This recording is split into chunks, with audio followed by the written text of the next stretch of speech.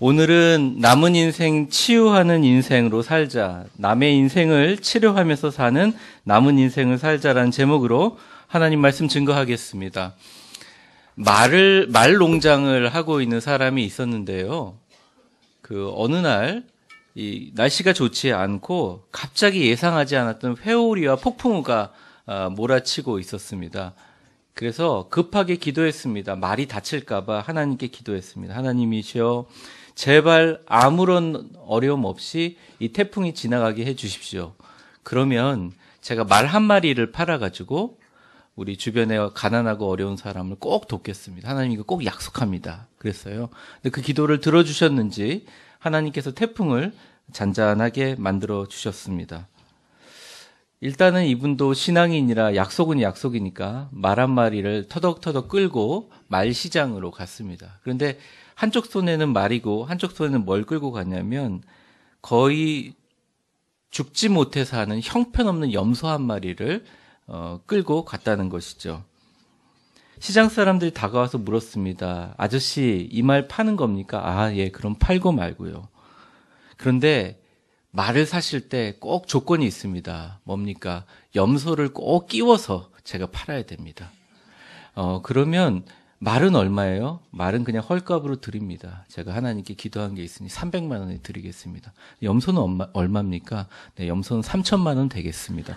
아무도 말이 아니라 형편없는 염소를 3천만 원에 살려고 하지 않는 거예요. 근데 결국 아무한테도 말을 팔지 못했습니다. 근데 그분이 집에 돌아가면서 씩 웃으면서 찬송을 부르면서 하나님께 이렇게 얘기했다는 거예요. 하나님, 그래도 저 최선을 다했지요? 이렇게 얘기했다는 거죠. 우리는 모두 다 알고 있습니다. 사람들이 선택을 하지 못하는 것은 정답을 몰라서가 아닙니다. 선택을 할 때 그에 따르는 비용을 지불하기가 싫어서입니다. 우리가 어떤 일에 행동하지 않는 이유는 그 행동에 대한 책임을 지는 것보다 조용히 앉아서 그 일에 대해서 불평불만하고 소파에 앉아있는 게 더 쉽다고 생각하고 있기 때문입니다. 왜? 우리가 일을 저지르긴 쉽지만 그 일을 저지른 선택에 대한 결과를 받아들이는 것은 생각보다 어렵기 때문입니다. 많은 철학자들이 인생은 빛을 갚는 것이다 라는 대가와 비용의 문제로 철학을 해석한 경우가 많이 있었습니다. 여러분들 달력이라고 할 때 영어로 칼렌더라고 하잖아요. 그 칼렌더라는 말이 라틴어 칼렌디움이라는 말에서 유래되는데 그 칼렌디움이라는 말이 빛, 독촉, 회계, 장부란 뜻입니다. 그러니까 우리가 1월 1일, 1월 2일, 1월 3일 할 때 라틴어로 그 옛날에는 그 달력을 보면서 내가 빚쟁이한테 빚을 언제 갚아야지 하면서 본다는 것입니다. 그렇듯 인간들의 마음속에는 뭔가 어떤 일을 하거나 어떤 일을 받았을 때 그것에 대한 빚이라는 감정, 대가라는 감정, 지불해야 되는 비용이라는 감정이 남아 있습니다.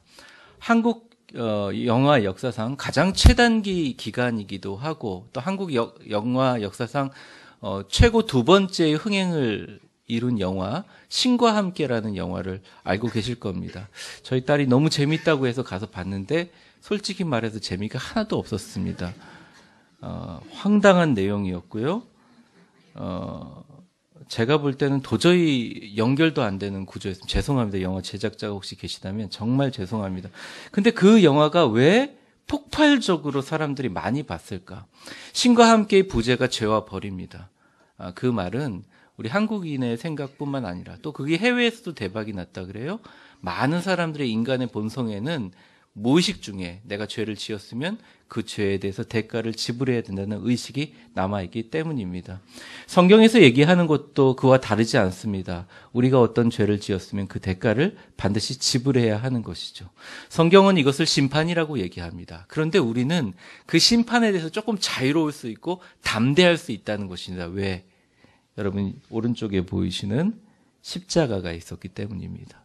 예수 그리스도의 온전한 사랑으로 하나님 자신이 자신을 죽여가면서까지 인간을 사랑하시고 양자로 우리를 삼아주셨기 때문에 누구도 어떤 것도 우리를 심판할 수 없다는 담대함이 우리에게 있다는 거예요. 그 구절로 17절이 시작합니다. 17절을 한번 보시죠. 화면을 좀 참조해 주세요. 같이 한번 읽어보겠습니다. 시작. 이로써 사랑이 우리에게 온전히 이루어진 것은 우리로 심판날에 담대함을 가지게 하려 함이니 주께서 그러하신과 같이 우리도 이 세상 17절에 담대함을 가지게 만들었다라는 것입니다. 근데 문제는 우리가 늘 신과 함께 영화처럼 죽고 나서의 이 세상 이후의 삶을 바라보며 지금 현재를 살아가기에는 너무나 우리의 인생이 짧고 귀중하다는 것이죠. 물론 우리가 죽게 되면 하나님의 은혜로 인하여 주님이 예비하신 영원한 집으로 들어갑니다. 문제는 우리가 마지막 호흡을 몰아쉬면서 주님 곁으로 갈 때까지의 우리의 귀한 시간입니다. 시간은 우리 인간으로 볼 때는 초침이나 칼렌더로 규정할 수 있지만 사실은 시간은 영원한 신비입니다. 주님이 보시기에 하루가 천년 같고 천년이 하루 같다는 얘기는 하나님 안에서는 시간이라는 게 의미가 없습니다. 그렇다면 중요한 건 뭐냐? 우리 안에 하나님의 큰 은혜로 담대함을 얻고 십자가의 은혜로 구속을 받은 것도 너무너무 중요하고 또 그것을 기리면서 앞으로 3월달 한 달간 이제 10일이 지났으니까 나머지 30일 남은 사순절을 잘 보내야 되는 것도 중요하지만 더 중요한 건 뭐냐면 이 담대함, 십자가의 담대함을 가지고 내가 죽기 전까지 남아있는 인생을 어떻게 살아야 하는지 그게 더 중요하고 더 소중하다는 거예요. 17절 하반절은 우리에게 그렇게 보여주고 있는데 17절 하반절을 저를 한번 따라 읽어보겠습니다. 주께서 그러하심과 같이 우리도 이 세상에서 그러하니라. 네, 그러하니라가 뭐예요? 그러하신 것과 뭐고 그러하니라가 뭐예요? 그거는 이 십자가 사랑의 담대함을 가지고 우리도 이 세상 살아가면서 그 사랑의 힘으로 살아가야 된다. 바꿔서 얘기하면 내가 주님의 큰 사랑을 받았기 때문에 내 남아져 있는 인생이 정말 의미 있기 위해서는 남을 십자가에서 우리를 용서해 준 것처럼 십자가에서 우리를 치료한 것처럼 십자가에서 우리를 구속해 주신 것처럼 우리도 남을 용서하고 남을 치료하고 남을 구원해 주면서 살아가는 게 우리 인생의 목적이라는 것입니다. 이것을 헨리 나우엔이라는 유명한 신학자는 The Wounded Healer, 상처 입은 치유자라고 불렀습니다. 우리는 상처를 입었지요. 그렇지만 그 상처로 입은 상태로 머무는 것이 아니라 상처를 입었지만 남의 상처를 치료하는 사람이라는 것입니다. 오늘은 우리가 남은 인생 동안 상처 입은 치유자로 어떻게 살아야 될지 두 가지 말씀을 좀 드리려고 합니다. 그리스도인의 본질, 저를 한번 따라해 보세요. 대가를 받은 우리는 이 세상에 사랑의 빛을 갚으며 살아가야 한다. 두 가지 방법을 제시하려고 합니다. 첫 번째 한번 저를 따라해 보세요. 일단 내 힘으로 하려고 하지 마라. 제가 끊임없이 얘기하는 것 중에 용서도 마찬가지고 사랑도 마찬가지고 자기 자신을 바라보는 것도 절대 내 힘으로 하려고 하면 지칩니다. 그래서 오히려 열정이 센 사람들, 집념이 강한 사람일수록 신앙생활에 낙심하는 경우가 생각보다 참 많습니다. 그리고 인생을 살아오면서 내가 내 힘으로 했는데 성공한 것이 많은 것일수록 그 성공함이 신앙생활에 장애가 되는 경우가 가끔 있습니다. 왜 그러냐면 나에게 해결해야 될 문제가 내 힘으로 된다고 생각하는 순간 그것은 악한 마귀의 함정에 빠진다는 거예요. 자, 한번 우리가 사랑하는 사람, 치료하는 사람으로 사랑한다고 생각해 봅시다. 가장 문제가 뭡니까? 그것은 근원적인 두려움입니다. 우리 교회는 아닌 줄 믿지만 목회자와 성도 간의 두려움이 있습니다. 성도들과 성도들 간의 두려움이 있어요. 국가와 국가 가운데 갖고 있는 두려움이 있습니다. 사랑하지 않으면 두려움이 있습니다. 사랑의 반대말은 늘 두려움이에요. 정치사회에도 있고 경제사회에도 그런 두려움들이 있습니다. 가장 먼저 사랑하는데 장벽이 되는 게 뭐냐면 바로 두려움이라는 거죠. 예를 들어 그런 거예요. 거절당하면 어떡하지? 예전에 제가 신학교 다닐 때 예쁜 여학생이 이렇게 있는데 그 여학생을 너무 좋아해가지고 좋아하는 친구가 맨날 제 앞에만 오면 그 여학생이 예쁘다, 뭐 좋다, 막 이러다가 한번 용기를 내서 다가갔는데 말하려다가 어떤 남자애 와서 탁 말을 갈아치더래. 저한테 와서 하는 말이 생각해보니 그 여자 별로 안 예쁜 것 같아. 저는 알고 있습니다. 그게 거짓말이라는 것을. 아마 평생 후회할지 모르죠. 두려움이라는 것이 막고 있어요. 제가 우스갯소리로 얘기했지만 어느 순간에는 서로 미움이 되지만 어느 순간에 이게 서로 간에 두려움이 됩니다. 남편과 아내 사이에, 자녀와 부모 사이에, 교인과 교인 사이에, 목회자와 평신도 사이에, 국가와 국가 사이에, 정치인들과 어떻게 보면 그 정치를 신뢰해야 될 우리 국민들 사이에 이런 깊은 두려움은 사랑을 막습니다. 근데 그 사랑을 해결할 수 있는, 두려움을 해결할 수 있는 방법은 딱 한 가지 있는데 온전한 사랑이 있을 때 그것을 회복할 수 있다는 것이죠. 18절 말씀을 한번 좀 우리가 한번 읽어보겠습니다. 18절 말씀 한번 같이 읽어보겠습니다. 시작.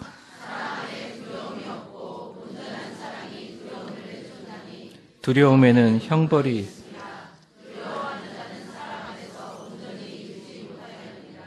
네, 우리가 이것을 꼭 기억해야 됩니다. 우리에게 두려움이 있어서 사랑을 하지 못할 때 그것은 절대 하나님의 뜻이 아니라는 것이죠.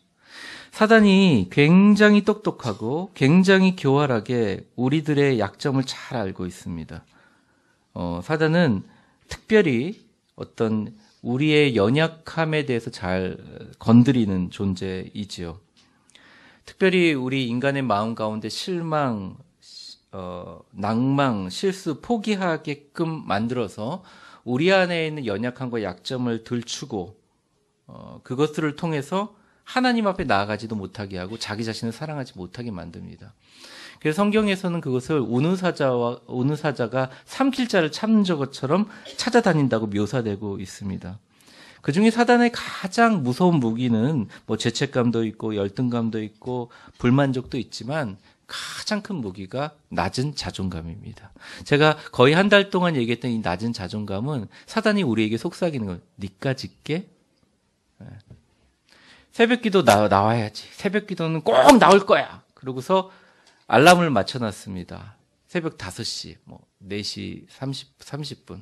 저는 3시 50분이지만 좀 멀리서 나오기 때문에 그 알람을 맞춰놓습니다. 그래서 하루 탁 나왔어요. 너무 감격. 야, 이제 되겠다. 그 다음 날은 분명히 알람은 울린 것 같은데 일어나 보니까 6시 반입니다. 사단이 우리에게 속삭입니다.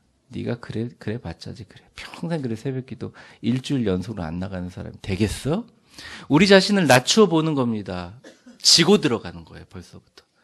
한번 저를 따라해 보세요. 나는 그리스도께서 십자가에 보증한 가치 있고 존귀한 사람이다. 그러니까 어떤 방법이든지 간에 이걸 잊어버리게 만들어요. 그래서 자신을 사랑하지 못하는 것을 남에게 투사하고 부부와 자녀들과 인간관계를 파괴하면서 자신의 가치를 계속 낮게 해서 나는 사랑받지 못할 존재이기도 하지만 나도 사랑을 줄 수 있을 만큼의 자격이 없다고 얘기합니다. 아니라는 거예요. 왜? 이게 만약 내 힘으로 내가 갖고 있는 자격으로 사랑할 수 있다면 말이 맞아요. 사단의 말이. 그런데 이것은 철저하게 예수 그리스도께서 우리를 위해서 죽으신 십자가의 사랑의 힘 때문에 우리가 사랑하고 있다는 거예요. 사랑 안에 두려움이 없고 온전한 사랑이 두려움을 내쫓는다는 말은 온전한 사랑이 십자가의 사랑이라는 거예요. 내쫓는다. 어떤 말입니까? 나가세요 이런 거예요. 나가! 그러는 거죠. 발로 쳐버리고 나가라 그러는 거죠. 온전한 십자가의 사랑이 있을 때 악한 마귀가 우리에게 주는 여러 가지 부적절한 것들, 두려움들이 걸음만 나살려라 하고 도망간다는 것입니다.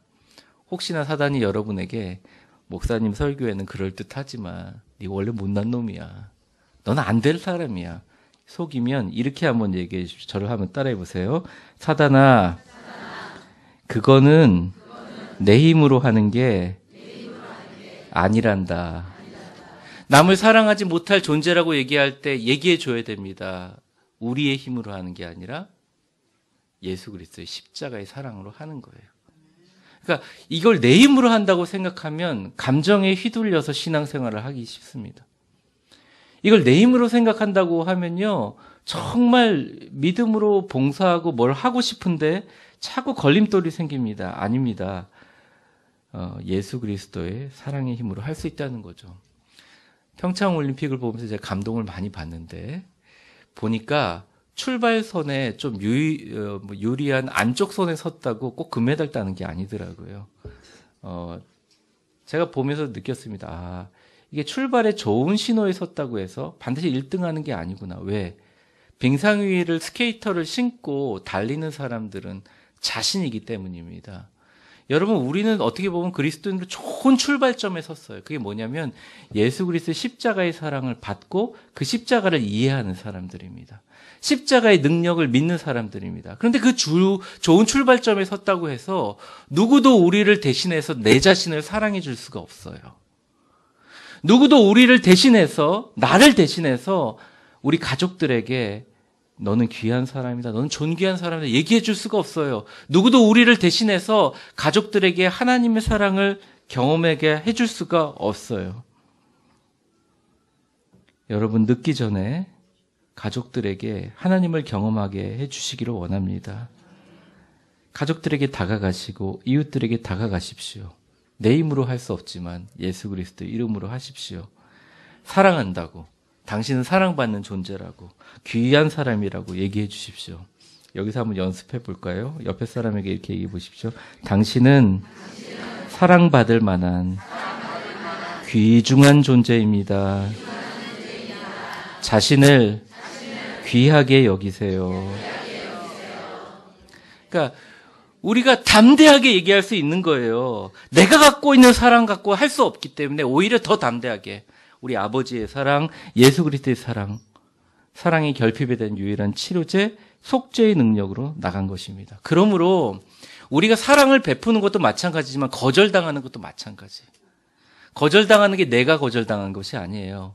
내 안에 있는 예수 그리스도의 사랑으로 했기 때문에 절대 예수 그리스도의 사랑에게는 거절이란 있을 수 없습니다. 상처 입은 치유자들은요, 십자가를 가슴에 가지고 같은 상처로 두려워하는 사람들에게 나가서 치유와 자유를 선포하는 사람이라는 거죠. 당신은 자유한 존재라고, 당신은 용서받았다고, 당신은 십자가 앞에서 가장 하나님 앞에 사랑받는 사람이라고. 가족부터 좀 시작하세요. 친구부터 시작하세요. 껄끄러운 사람에게 한번 말 걸어보시고 사랑한다고 얘기해 보십시오. 십자가 앞에 내려놓고 기도해 보십시오. 놀라운 회복과 기적이 나타날 것입니다. 성령님의 은혜를 간구해야 됩니다. 제가 요즘에 기도하면서 깨달은 아주 귀한 메시지, 한 문장으로 표현하면 이런 것입니다. 저를 따라해 보세요. 성령은 우리의 두려움을 사랑으로 바꿔준다. 교회 내에서 성령이 충만하면 교회 내에서 존재하고 있는 모든 두려움을 사랑으로 변화시킨다는 것입니다. 여러분의 가정에, 여러분의 직장에, 여러분의 삶 속에 모든 두려움을 성령님께서 역사하셔서 사랑으로 바꿔주시는 역사가 일어나기를 주의 이름으로 축원합니다. 그러므로 결코 절대 너는 사랑할 자격이 없다. 네가 사랑을 할 만한 인격이 될 때까지 기다려라. 믿음이 좋을 때까지 좀 유보해라. 아니면 네가 좀 어느 정도 여건이 될 때 사랑해라. 믿지 마십시오. 사단이 주는 속임수입니다. 사랑 안에 두려움이 없습니다. 온전한 사랑 가운데 위대한 하나님의 은혜가 십자가의 은혜로 하는 것입니다. 성령으로 하는 거죠. 십자가의 사랑으로 하는 거죠. 두려움에 속지 말고 먼저 예수님의 사랑으로 사랑한다고 선포하는 성도들 되시기를 바랍니다. 첫 번째, 내 힘으로 하는 것이 아니라는 말씀을 드렸습니다. 내 힘으로 하지 않으니 두 번째는 어떻게 보면 내 자신에 집중하는 힘을, 내 자신에게만 집중하는 힘을 조금 분산시켜야겠죠. 그런데 끊임없이 내 힘으로 하지 않는다라는 얘기를 들었음에도 불구하고 우리는 뭔가 갖고 있는 신앙의 생각에 바꿀 수 없는 것을 계속 바꾸려고 합니다. 저를 한번 따라해 보세요. 바꾸려고 하지 말고 절대 바꿀 수 없는 그것을 의지해라. 많은 사람들이 자신의 모습을 바꾸려고 합니다. 저도 저를 좀 바꾸려고 노력해 봤어요. 한 번은 전 교회에서 제가 설교를 하면서 어떤 성도들이 목사님 목소리가 왜 기집애처럼 나긋나긋 그렇게 하세요? 원래 힘 있는 목사님들은 그렇습니까? 뭐 이러면서 믿습니까? 막 이렇게 하는데 목사님 목소리가 왜 그렇습니까? 그래서 제가 한참 생각을 해봤어요. 일리가 있는 말이다. 약간 중저음의 음으로 조금 목소리를 깔면서 그렇게 하면 좋겠다 싶어서 열심히 연습했어요. 거울 보면서. 그리고 설교를 했거든요. 교인들 태반이 다 자는 거예요. 그리고 몇 명이 저한테 와서 하는 말이 목사님 어디 목이 아프세요? 도라지 갖다 주고. 그래서 제가 그때 깨달았습니다. 이게 내가 만든 옷이 아니구나. 내가 갖고 있는 걸 그대로 해야겠구나. 사람들이 억지로 뭐 한 번 설교를 들었다고 해서 성경 공부를 한 번 했다고 해서 자기 자신을 확 바꿀 거라고 생각하고 얼마 가지 않아 실망합니다. 그러면서 다시 그걸 가지고 자기 자신을 미워해요. 거봐 안 되잖아. 목사님 말씀은 좋은 말이지만 실천이 안 되잖아.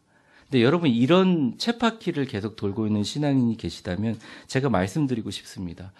바꿀 수 없는 것에 대해서 바꾸려고 하지 마세요. 절대 바뀌지 않는 십자가의 사랑을 붙드세요. 십자가의 능력을 붙드세요. 우리가 사실은 많은 분들이 이제 자신의 상처가 있습니다. 아픔이 있습니다. 그 상처와 아픔이 자기에게 굉장히 큰 디스어드밴티지 아니면 그 마음속에 있는 깊은 컴플렉스로 가지고 있는 분들이 많이 있습니다. 저도 마찬가지입니다. 저도 어쩔 수 없이 뭐 컴플렉스에서 벗어날 수 없는 연약한 인간이지요. 근데 잘 생각해 보십시오. 예수 그리스도가 십자가에 달렸을 때 그 십자가는 인간의 가장 연약하고 고통받고 수치스럽고 정말 너무너무 어떻게 이렇게까지 사람을 나무장대에 매달아 가지고 과다출혈로 며칠 동안 달려서 피를 말리며 죽여갈 수 있는가? 그런 상징이었잖아요. 근데 그 상징을 통해서 우리가 사순절을 기억하면서 주님을 다시 생각하고 그 안에서 남을 치료하는 사람을 살라는 것은 아주 깊은 의미가 있습니다. 왜 그러냐면 하나님의 가장 연약함이 나타났던 십자가의 능력이 바로 우리의 연약함 그 자체가 아니라 세상 사람들에게 십자가를 보여줄 수 있는 예수 그리스도의 그 흔적, 스티그마라는 것이에요.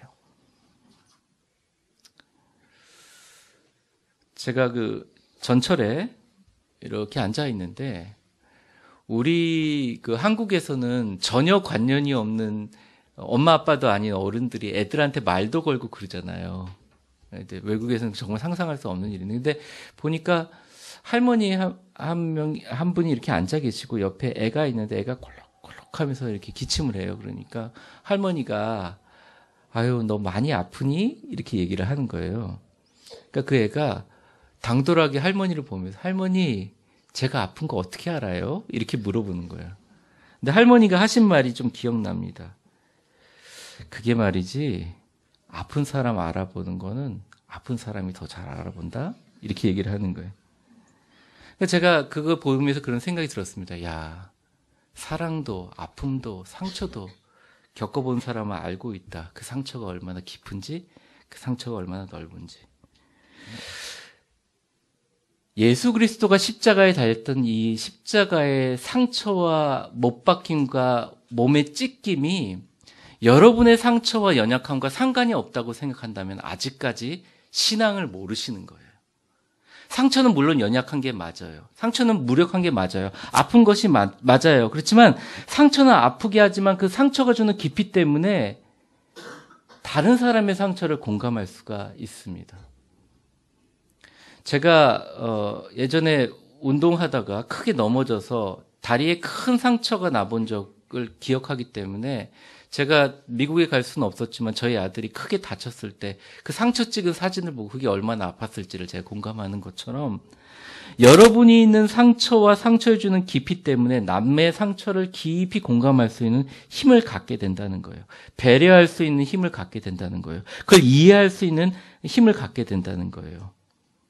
저를 한번 따라해 보십시오. 상처 입은 치유자는 성령의 인도에 따라 사람들을 알아가고 하나님을 알아간다.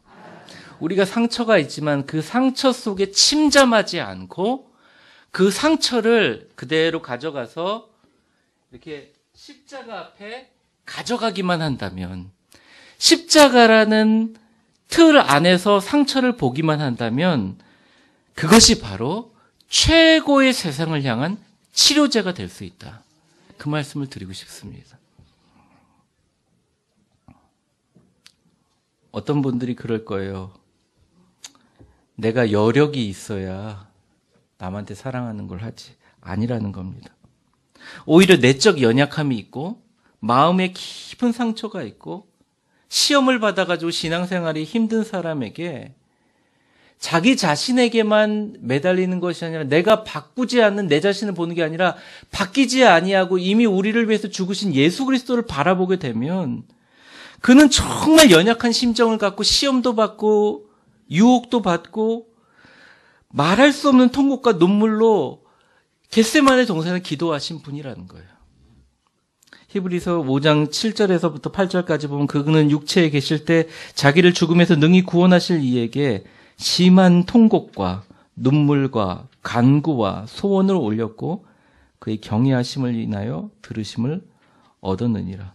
그가 하나님의 아들이시더라도 받으신 고난으로 순종함을 배워 온전하게 되었은즉 즉 자기를 순종하는 모든 자에게 영원한 구원의 근원이 되셨다라고 얘기하고 있습니다.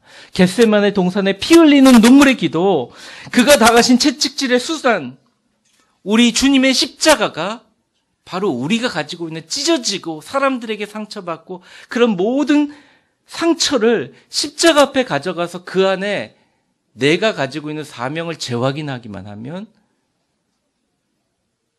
믿지 않는 사람이 나를 통해서 예수를 본다는 거예요.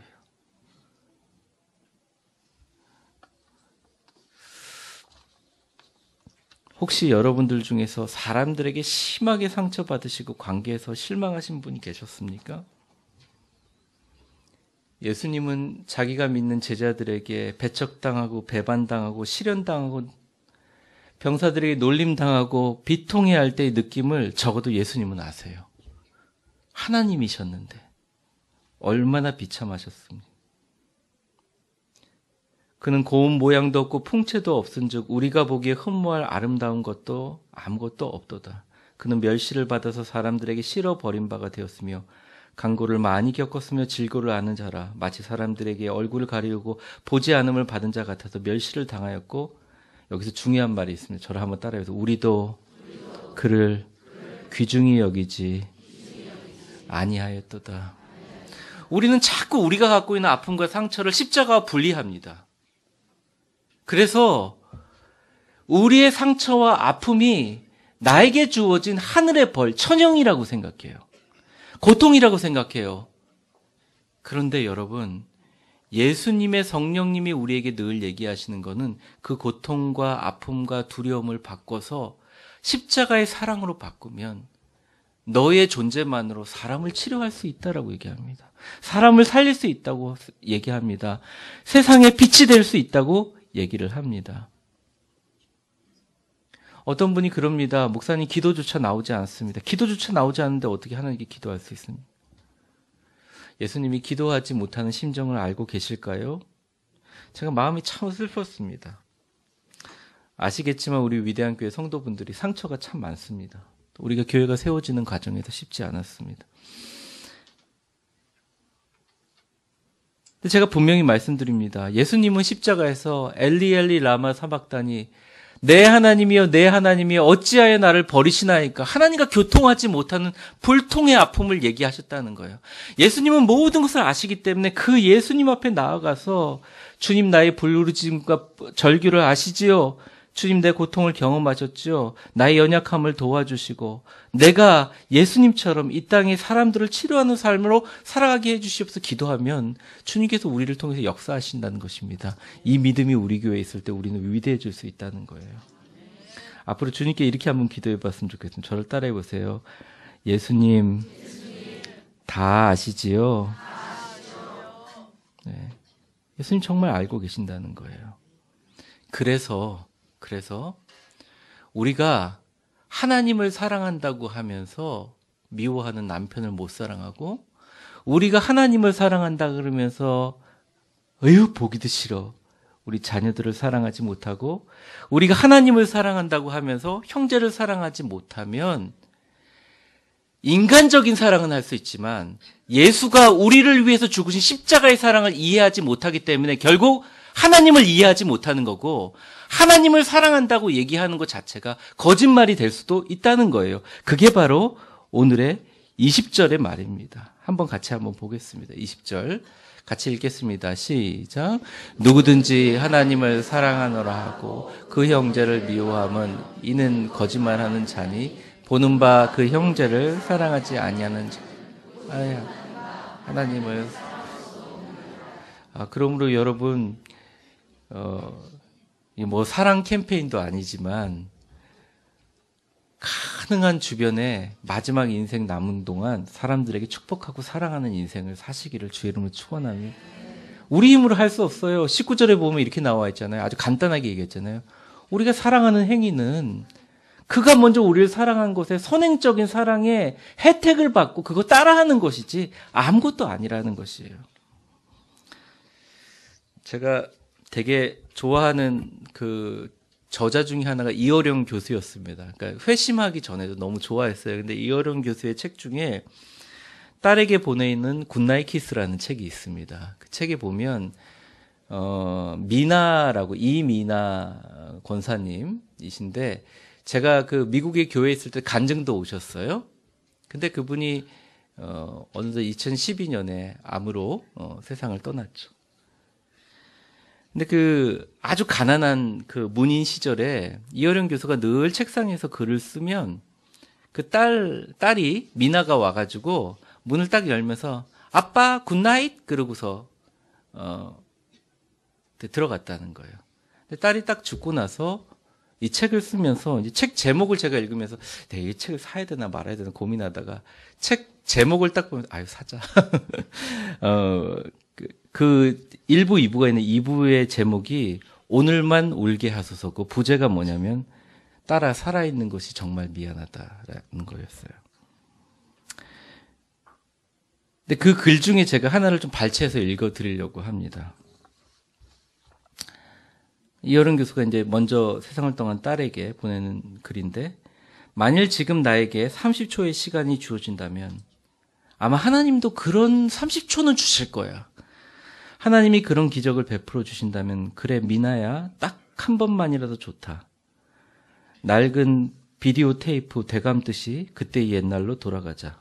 생략하고요. 나는 그때처럼 가난한 집에서 책상 위에 글을 쓸 것이고, 너는 엄마가 사준 레이스 달린 하얀 잠옷을 입거라. 그리고 아주 힘차게 서재문을 콱 열고 아빠 굿나잇 하고 외치거라. 너는 달려와 내게 안긴다. 천장에 다다를 만큼 나는 너를 높이 들고 졸음이 와서 상기된 너의 눈, 빨간 너의 볼 위에 굿나잇 키스를 하는 거다. 굿나잇 미나야, 잘 가라 미나야. 이렇게 하면서 글을 마쳤는데 제가 보면서 참 많은 감동을 느꼈습니다. 혹시나 이 가운데 이제 인생을 오래 사신 하나님의 사람들, 또 하나님의 귀한 분들이 있겠지만, 여러분 우리에게 주어진 시간이 얼마나 큰 신비고 사랑인지를 여러분들 깨달으시기를 주의 이름으로 축원합니다. 어떤 분이 농담 삼아 그래요. 인생이 뭐냐? 그러니까 웃으면서 그래요. 인생은 산타크로스 할아버지 존재를 믿지 않다가 어느 순간 산타크로스 할아버지를 안 믿고, 그리고 나중에 산타크로스 할아버지가 되는 게 인생이다. 제가 들으면서 이 인생이 이렇게 허무하구나. 아니에요. 인생 허무한 거 아니에요. 여러분의 상처받은 것이 천형이나 저주가 아니에요. 여러분의 상처와 여러분의 아픔이 이 땅에 많은 사람을 치료하라고 주신 하나님의 치료의 도구입니다. 가족부터 시작하세요. 옆에 앉아있는 분부터 시작하세요. 만나는 사람보다 시작하세요. 최악의 연약함과 비참함을 겪은 예수님의 십자가가 온 세상을 구원하듯 여러분도 상처 입은 치유자로 주변의 사람들을 사랑하며 축복하며 사는 은혜의 인생 되시기를 바랍니다. 말씀을 정리하겠습니다. 사순절 기간을 이제 지나고 있어요. 10일 지났는데 30일 남았습니다. 그래서 이제 30일 동안 제가 사순절에 대한 설교를 준비했는데, 사순절은 어떤 종교적인 의식이나 신학적인 논쟁이 아니에요. 사순절은 이웃들에게 당신은 그럼에도 불구하고 하나님께서 사랑하신다. 내 주변의 사람인데 당신은 그럼에도 불구하고, 나는 상처 있음에도 불구하고 나는 당신의 상처를 더 이해하고 품어줄 수 있다. 왜? 내 힘이 아니라 예수 그리스도 십자가이기 때문입니다. 라고 전하는 기간입니다. 여러분, 그런 축복의 인생, 그런 은혜의 인생, 그렇게 사람을 살리는 위대한 인생 되시기를 주의 이름으로 축원합니다.